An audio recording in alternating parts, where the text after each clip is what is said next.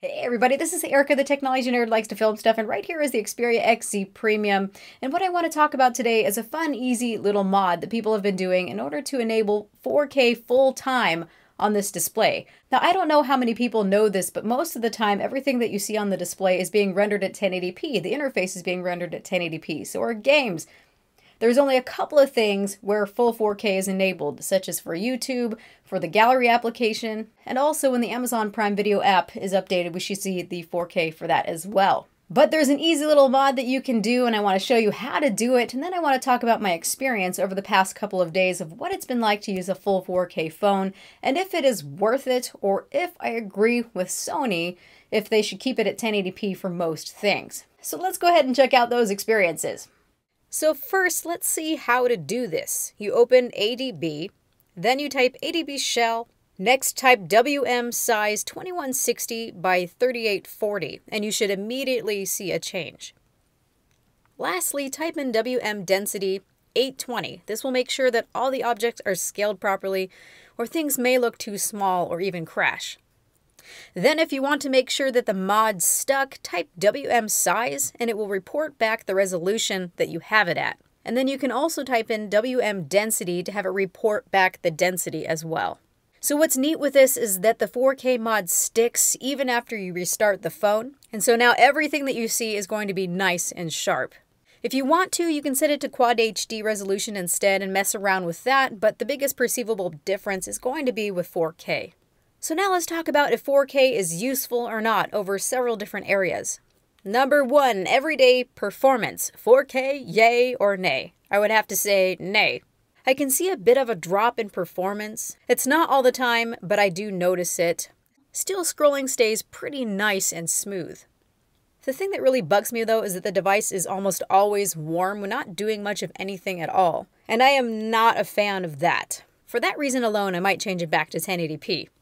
Another unfortunate thing about having this set to 4K is that the phone dialer keeps crashing, and I seem to be able to answer phone calls and even make them, but I have no access to controlling the dialer.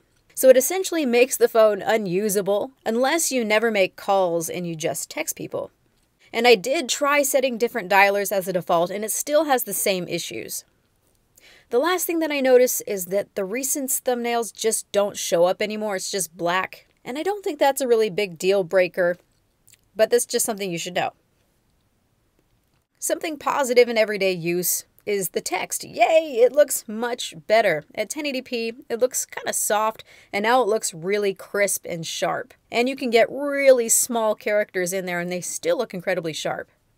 Number two, how about for media then? 4K, yay or nay? The device already at its default configuration runs media at 4K anyway, and that's where it really matters. Although underneath Google Photos, it's not utilizing the full 4K of the screen, so that's one place where it's nice. Number three, gaming, 4K, yay or nay? Actually, both. And it depends on the experience that you're going for. I've played with a lot of games in the 4K mode, and some games can adapt to the high resolution and look really fantastic, like Oceanhorn, for example. And I actually took a couple screen caps side by side, one when it's running at 4K, and then one when it's running at 1080p, and the difference is pretty astounding. So for that alone, it's pretty cool to see such a high resolution game on this display. Other games just look upscaled. It's really going to depend on the app, but I've been happy. Games actually look pretty nice overall. The issue, though, is with performance. For one, the phone gets pretty darn hot whenever you're playing any games. But surprisingly, most games still perform pretty well. For the most part, though, I would just keep the phone at 1080p for the optimal performance within games. For example, at 1080p, graphic-intensive games enjoy a nice, smooth 60 frames per second on some games. But when I play that same game again in 4K, we can see that the frame rates start to suffer a bit. And then for battery life, I think it's going to depend mostly what you do with your phone. If you're just on the internet and not doing anything graphic intensive, it's not too bad. I'm still getting like 4 hours of on-screen time, but once you start playing games, you can expect it to drop down a little bit more. As told by how hot it gets, it's got to be using a lot of power. So then what is my conclusion here in terms of having a 4K phone like this run 4K all the time? I agree with Sony here in terms of keeping 1080p for most things. It really keeps the performance optimal, but I don't like how Sony has implemented everything always having to be 1080p. I really think that they should give you the ability to choose which apps you want to be 4K, but otherwise by default keep everything as 1080p.